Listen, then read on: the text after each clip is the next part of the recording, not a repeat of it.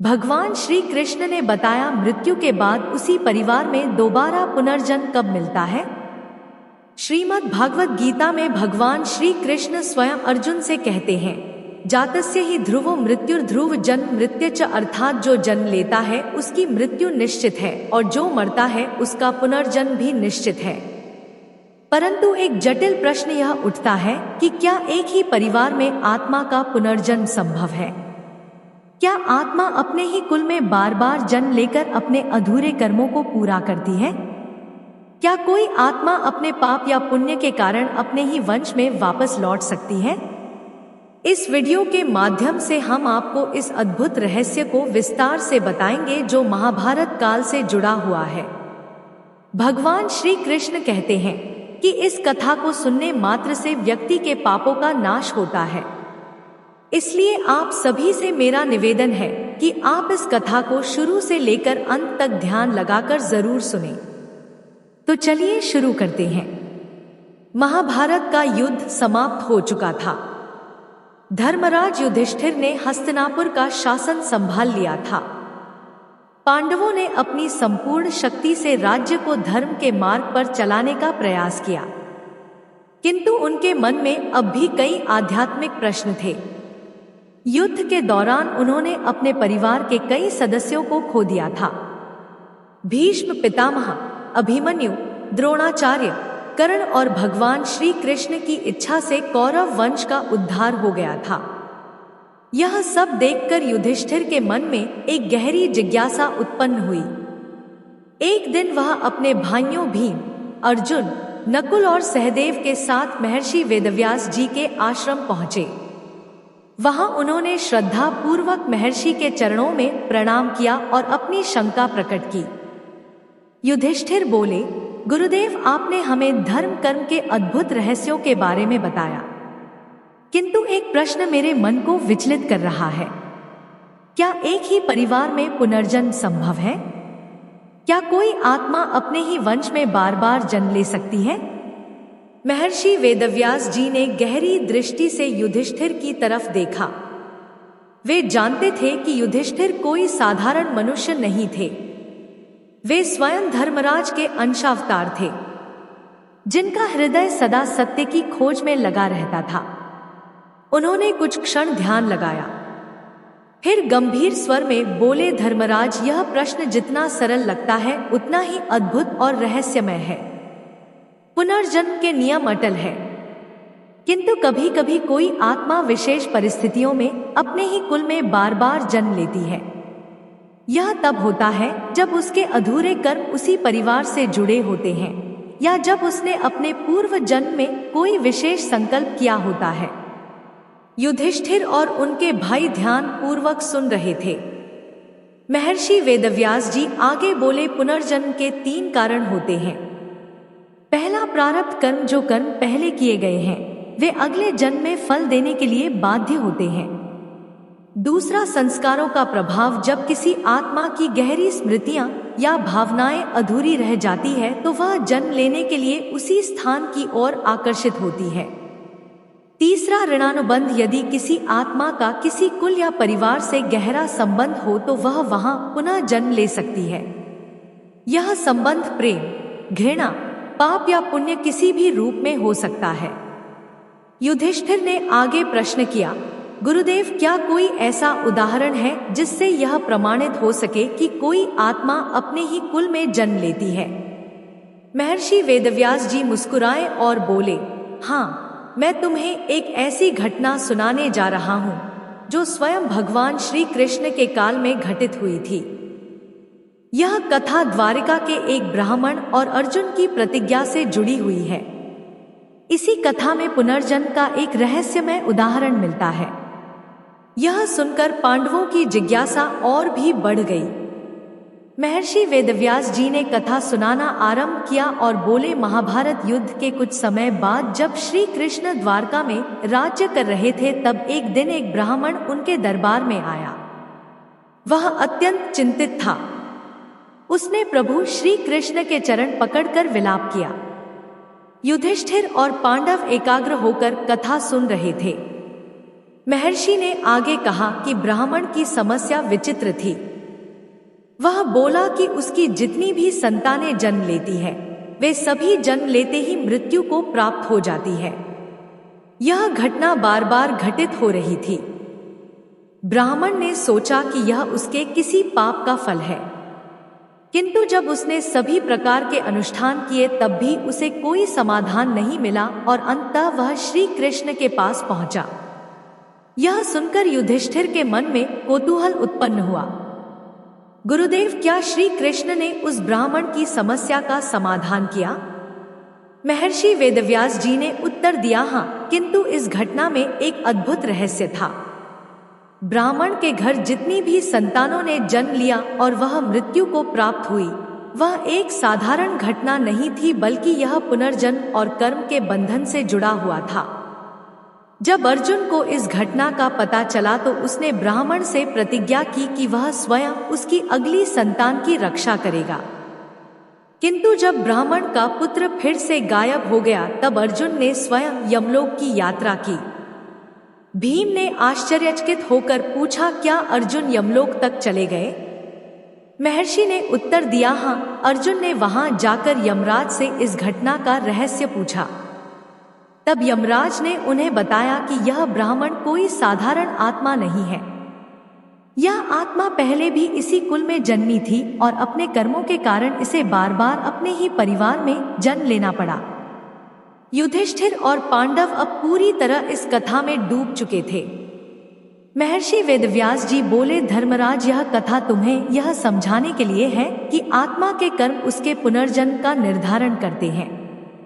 यदि आत्मा का कोई विशेष संबंध किसी परिवार से हो तो वह उसी कुल में पुनर्जन्म ले सकती है, कभी पुण्य के कारण, कभी पाप के कारण, तो कभी किसी अधूरे कार्य को पूरा करने के लिए। युधिष्ठिर ने गहरी सांस ली और बोले, अब मैं समझ गया कि कर्म, परिवार और पुनर्जन्म का रहस्य कितना गहरा है, किंतु मुझे अब इस कथा को विस्तार से सुनने की जिज्ञासा है। महर्षि वेदव्यास जी मुस्कुराए और बोले, तो सुनो द्वारका के उस ब्राह्मण की पीड़ा और अर्जुन की प्रतिज्ञा की पूरी कथा। कालचक्र निरंतर घूमता रहता है, जन्म और मृत्यु का खेल अनवरत चलता रहता है, परंतु जब कोई आत्मा विशेष कर्म से बार बार जन्म लेती है तो यह एक रहस्य बन जाता है। यह घटना उस समय की है जब भगवान श्री कृष्ण द्वारका में अपने राजमहल में निवास कर रहे थे। द्वारका जो समुद्र के मध्य बसी हुई एक दिव्य नगरी थी, जहां धर्म और सत्य के पालन का आदर्श स्थापित किया गया था। श्री कृष्ण वहां अपने भक्तों को आशीर्वाद दे रहे थे, न्याय कर रहे थे और जगत के कल्याण हेतु अपनी लीलाएं रच रहे थे। एक दिन द्वारका के राजमहल के द्वार पर एक ब्राह्मण पहुंचा। उसका शरीर अत्यंत दुर्बल था, मुखमंडल पर गहन पीड़ा के चिन्ह थे और आंखों से आंसुओं की धारा बह रही थी। वो रोते रोते प्रभु श्री कृष्ण के पास पहुंचा और उनके चरणों में गिरकर अत्यंत करुण स्वर में बोला, हे द्वारकाधीश, मुझ पर कृपा कीजिए, मेरी पीड़ा को सुनिए। मैं एक धर्मपरायण ब्राह्मण हूं। मैंने जीवन भर सत्य और अहिंसा का पालन किया है, कभी किसी का अहित नहीं किया। फिर भी मैं एक ऐसे दुर्भाग्य से ग्रसित हूं जिसका कोई उपाय नहीं दिखता।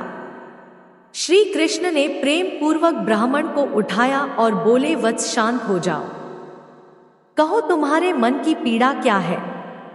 ब्राह्मण ने अपने आंसू पोंछे और कांपते हुए कहा, हे माधव, मेरे जितने भी पुत्र जन्मे वे सभी जन्म लेते ही मृत्यु को प्राप्त हो गए। यह मेरे साथ 5वीं बार हो चुका है। मैं एक पिता हूं जिसने अपने पुत्रों को जन्म लेते ही अपनी गोद में निर्जीव पाया। क्या यह मेरे पूर्व जन्मों के पापों का परिणाम है? क्या मेरी आत्मा किसी श्राप से बंधी है? क्यों मेरे पुत्र इस संसार में आते ही मृत्यु को प्राप्त हो जाते हैं? ब्राह्मण की यह पीड़ा सुनकर समस्त द्वारका में हलचल मच गई। वहां उपस्थित सभी नागरिक ब्राह्मण के दुख को देखकर चिंतित हो गए। लोग आपस में चर्चा करने लगे, क्या यह ब्राह्मण किसी श्रापित कुल का है? क्या यह भगवान की कोई विशेष लीला है? क्या इसे किसी ऋषि या देवता ने श्राप दिया है?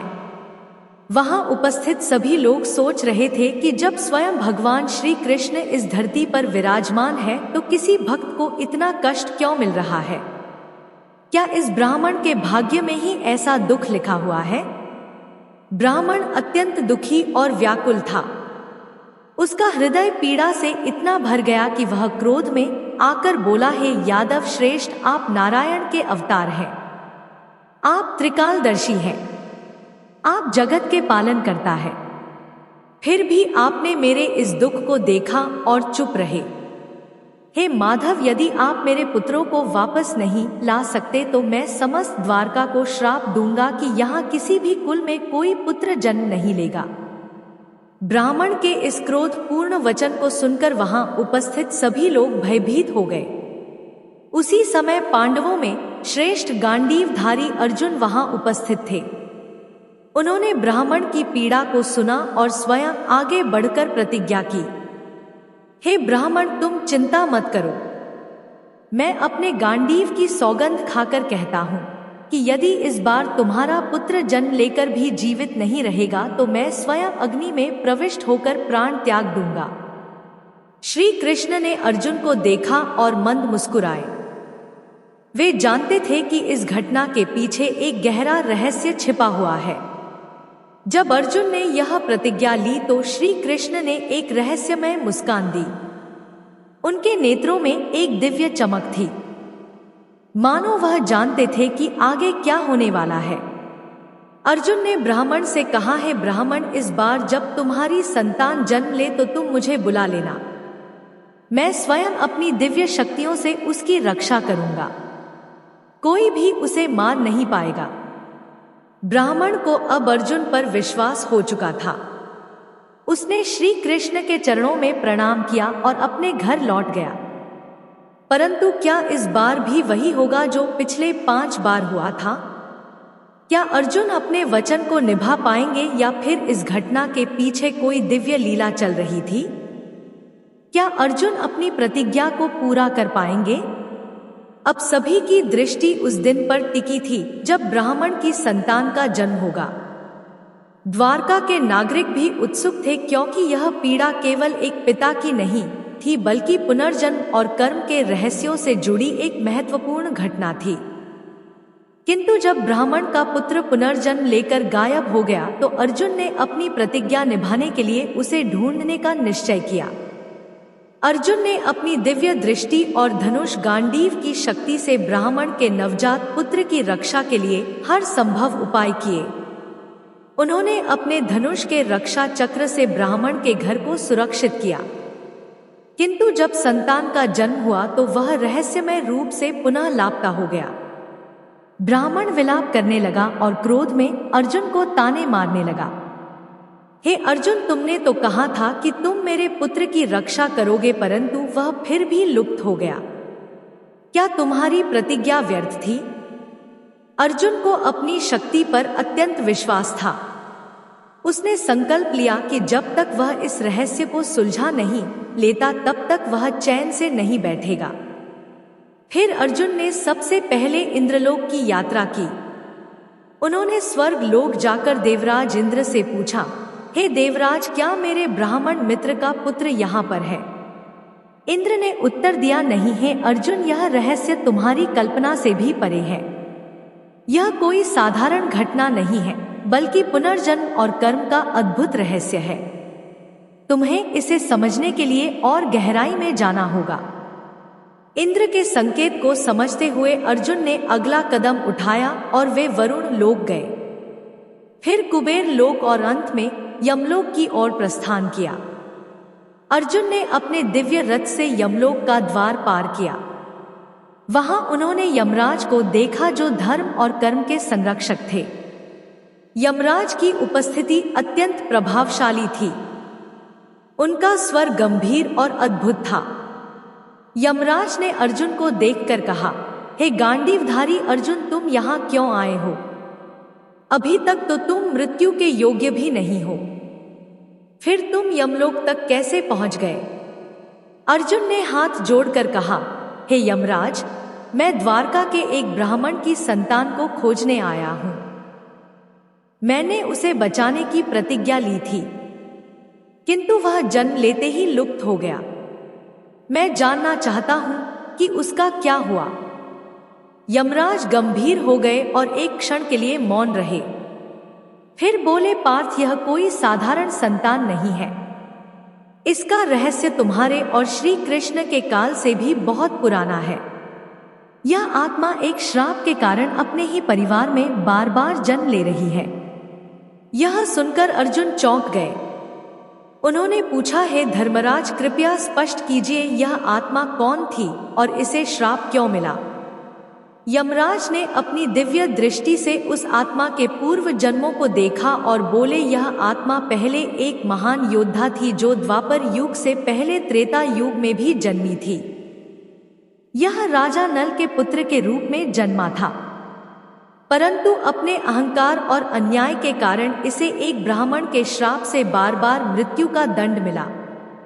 अर्जुन आश्चर्यचकित हो गए, तो क्या यह आत्मा अपने ही कर्मों के कारण हर जन्म में इसी परिवार में जन्म लेती है? यमराज ने उत्तर दिया, हाँ, क्योंकि इस आत्मा ने एक समय में एक निर्दोष ब्राह्मण के पुत्र को मारा था।